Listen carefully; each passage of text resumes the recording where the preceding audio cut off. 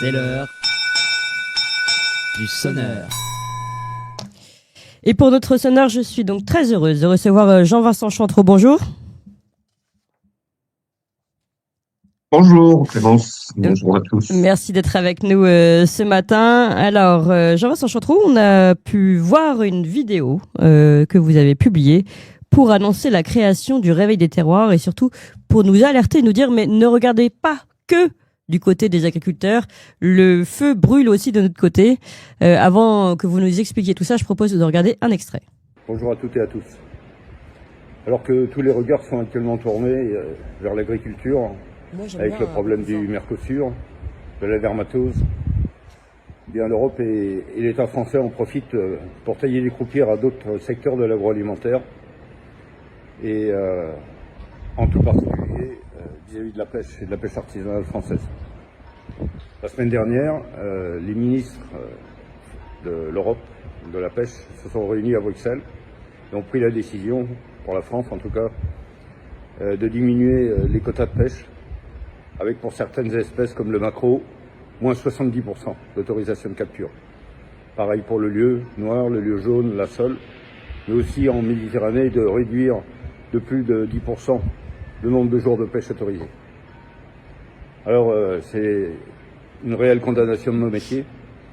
On est condamné à rester le long du quai maintenant, en attendant que nos bureaucrates prennent conscience de la réalité économique de nos problèmes. Alors avec les agriculteurs, mais aussi avec les artisans, les boulangers, les charcutiers, enfin toutes les catégories socio-professionnelles qui sont liées à l'agroalimentaire, on a décidé de créer un mouvement qui s'appelle le Réveil des terroirs, de manière à pouvoir défendre notre souveraineté économique et notre souveraineté énergétique. D'ici quelques jours, vous allez pouvoir consulter notre programme. Notre volonté, c'est de créer un mouvement apolitique, un mouvement de dialogue, mais de dialogue ferme avec nos eurocrates qui décident à notre place, et aussi de redonner la parole et de redonner la maîtrise de nos activités aux professionnels. Alors à très bientôt. Voilà, à très bientôt, c'est la fin de cette vidéo. Alors, on a compris, d'abord, il y a une urgence, Jean-Vincent Chantreau, de votre côté, du côté des pêcheurs, une nouvelle attaque, des nouveaux quotas, est-ce que vous pouvez nous parler de ça? Et puis ensuite, cette union, on va dire, des professions, des métiers, pour mieux se défendre. Et ça, c'est particulièrement intéressant, et c'est évidemment ce pour lequel Toxin se bat, c'est justement pour tous réunir tous les Français derrière la cause de la France et de la souveraineté alimentaire notamment. Alors, expliquez-nous d'abord ce qui se passe du côté des nouvelles attaques contre la pêche artisanale. Alors, ce qu'il faut savoir, c'est que tous les ans, l'Europe, sur les recommandations du Comité international de l'exploitation de la mer, fait des propositions à l'ensemble des États membres de l'Union européenne, mais aussi à l'ensemble des pays de l'Europe, sur des TAC, c'est-à-dire des taux autorisés de capture, en fonction de statistiques de débarque dans les différents ports de pêche. Et ensuite, l'Europe détermine ces TAC et les États ensuite, en fonction de ces TAC, de ces taux autorisés de capture, déterminent des quotas par région. Alors, ce qu'il faut bien comprendre, c'est que dans ce mécanisme, il y a une confusion entre ce qu'on appelle une population de poissons et un stock. Une population, c'est la quantité de maquereaux, par exemple, qui est présente dans tout l'Atlantique Nord-Est. Et le stock, c'est la quantité de poissons qui est présente dans un espace géographique administratif déterminé. Alors on nous dit bien évidemment que le maquereau actuellement, sous l'effet du réchauffement climatique, se déplace de plus en plus vers le nord, où il est capturé massivement par des chalutiers industriels, norvégiens, thuringiens, qui ne sont pas membres de l'Union européenne, un coût de centaines de milliers de tonnes, alors que les quotas qui sont par exemple attribués à la France jusqu'à présent étaient de l'ordre de 13 000 à 14 000 tonnes. Alors, comme il y a bien évidemment moins de captures dans ces pays nordiques, pêchés comme la Russie, la Norvège, les îles Féroé, eh bien, ils prennent une décision généraliste. Et puis, ils disent aux pêcheurs français, aux petits pêcheurs français, bah, l'année dernière, vous pêchiez 13 000 tonnes. Cette année, vous allez seulement en pêcher 4 000. Alors, bien évidemment, le maquereau, c'est une espèce parmi tant d'autres. Vous passez de 13 000 à 4 000 de 13 000 tonnes par an à 4 000 tonnes à répartir entre tous les bateaux de la pêche française. Oui. Donc, vous comprenez bien que c'est insignifiant, 4 000 tonnes. Et qui plus est, le maquereau, le long de nos côtes, les stocks de maquereau, il y en a. Oui. Contrairement à une diminution massive dans les pays nordiques. Alors, qu'est-ce qui va se passer? C'est que malheureusement, eh bien, les bateaux de la pêche artisanale française vont continuer de pêcher ce maquereau. Et puis, comme ils n'ont pas d'autorisation de débarque au-delà de 4 000 tonnes, eh bien, ils vont remettre ce produit à la mer, bien mort. Donc, c'est un gaspillage total de la ressource naturelle. C'est une non prise en considération des techniques et des engins de pêche et des captures réalisées. Parce que vous dites, en fait, de toute façon, vous le pêchez parce que de toute façon, il tombe dans vos filets, quoi, c'est ça? Oui, ben voilà. Oui. Si vous voulez, nos engins de pêche sont sélectifs, mais pas au point de pouvoir éviter ce que l'on appelle des captures accidentelles. Oui. Donc voilà, c'est. Mais et ça, c'est au nom de quoi? C'est-à-dire, attendez, donc là, on vous réduit de 70% le quota de maquereau pour l'année prochaine.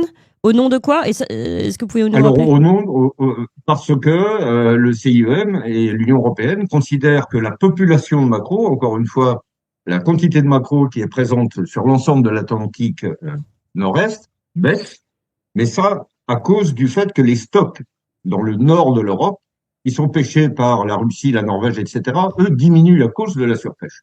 C'est pas les pêcheurs artisans français qui font de la surpêche. Mais attendez, pourquoi? Mais c'est quoi votre lien avec la pêche de la Russie? Je comprends pas.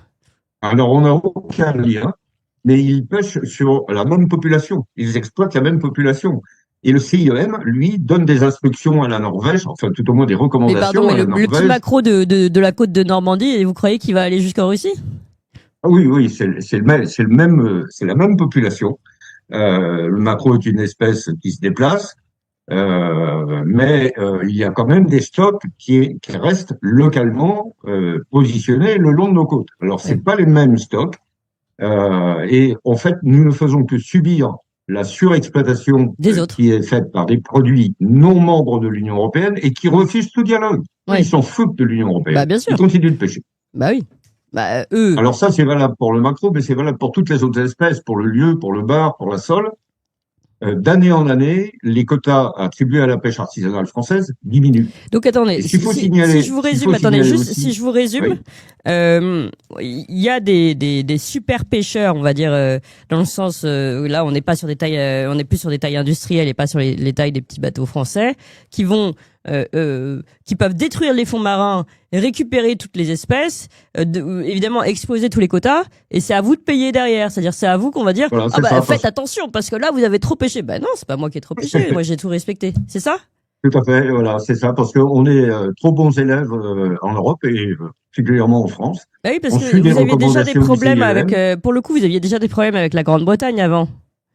Oui, tout à fait. Le Brexit a aussi entraîné une diminution de nos zones de pêche et puis un non-respect de l'Angleterre, de la Grande-Bretagne, de ses quotas, puisqu'ils ne sont plus dans l'Union européenne. Donc ils ne peuvent plus, ils sont pas obligés de suivre les mêmes règles que nous. Oui, et ils venaient quand même pêcher eux sur vos j'allais dire terres maritimes, sur vos mers. Alors c'est vrai qu'avec la Grande-Bretagne, on a des zones de pêche communes, particulièrement dans la Manche, la mer du Nord. Et ça entraîne bien évidemment des confrontations et puis des concurrences, parce que et ça c'est valable sur tout un tas d'autres espèces. Oui. Hein, c'est valable sur la coquille Saint-Jacques, c'est valable sur le lieu, c'est valable. Voilà, donc que faire? Mais je veux vous dire, il y a aussi un point qui est important à signaler, c'est qu'il existe des bateaux sous pavillon français qui sont basés à Boulogne-sur-Mer, qui sont des bateaux de pêche industriels. Oui. Dont les propriétaires sont à 100% des sociétés néerlandaises.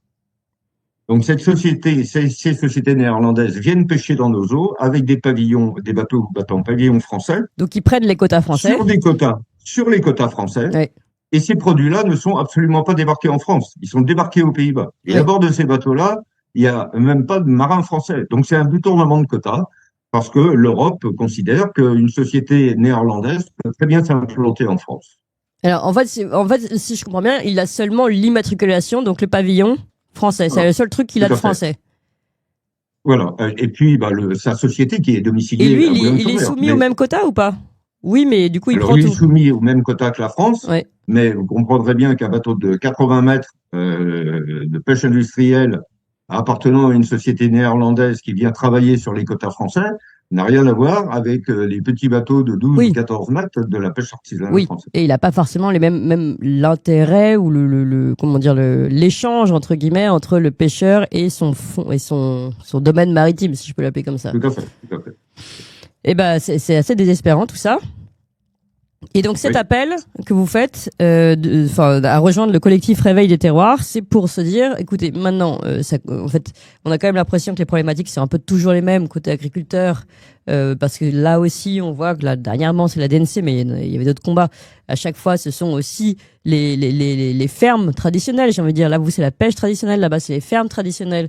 Les très gros groupes se débrouillent toujours. Ils vont changer de pavillon, ils vont changer ils s'arrangeront toujours avec les normes, ils ont les lobbies pour ça. Donc là, vous dites, en gros... Je vais vous donner un exemple. C'est vrai qu'on parle beaucoup aujourd'hui du Mercosur, mais le Mercosur, on le subit aussi avec la pêche. Je vais vous donner un exemple sur la sardine. Les deux plus grosses conserveries au monde sont situées au Brésil. Et Gomes da Costa et PepsiCo. Ces sociétés-là importent de la sardine de tous les pays du monde, du Maroc, de Oman, etc., font des conserves qu'ils réexportent partout dans le monde. Et malgré que le poisson vienne d'Asie, transite jusqu'au Brésil et revienne ensuite sur les marchés européens, ils arrivent à être moins chers que les produits français. Pourquoi? Parce qu'ils ne respectent pas les mêmes normes qualitatives, ils ne respectent pas les mêmes normes sanitaires, ils n'ont pas les mêmes contraintes sociales et sociétales que celles que nous avons en France, donc il y a une distorsion de concurrence. Alors, ce que vivent les agriculteurs aujourd'hui, les pêcheurs le vivent de la même manière par rapport à ce Mercosur.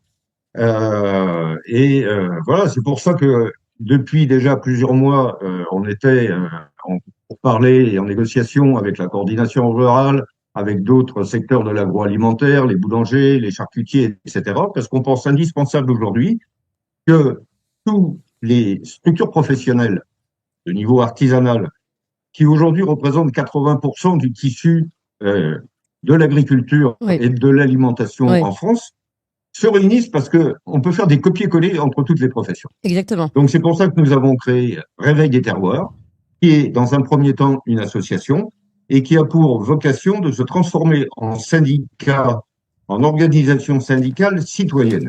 Parce que ce qui est très important, c'est que nous voulons que les consommateurs rejoignent ce mouvement. Les consommateurs, ils sont au bout de la chaîne et ce sont eux qui sont concernés. Bien sûr. Et nous, on veut travailler en tant que producteurs en collaboration avec eux. Eh ben, vous avez bien raison et on va évidemment faire passer le message et puis il faut s'unir en effet parce que comme vous le dites, c'est vraiment du copier-coller chaque problématique de toutes les traditions en fait françaises, que ce soit la pêche, que ce soit l'élevage et d'autres, les cultures. On avait un viticulteur hier, pareil au fond du gouffre et il faut vraiment s'unir. L'union fait la force, mais là plus que jamais. Donc on va relayer le message. Merci beaucoup Jean-Vincent Chantreau.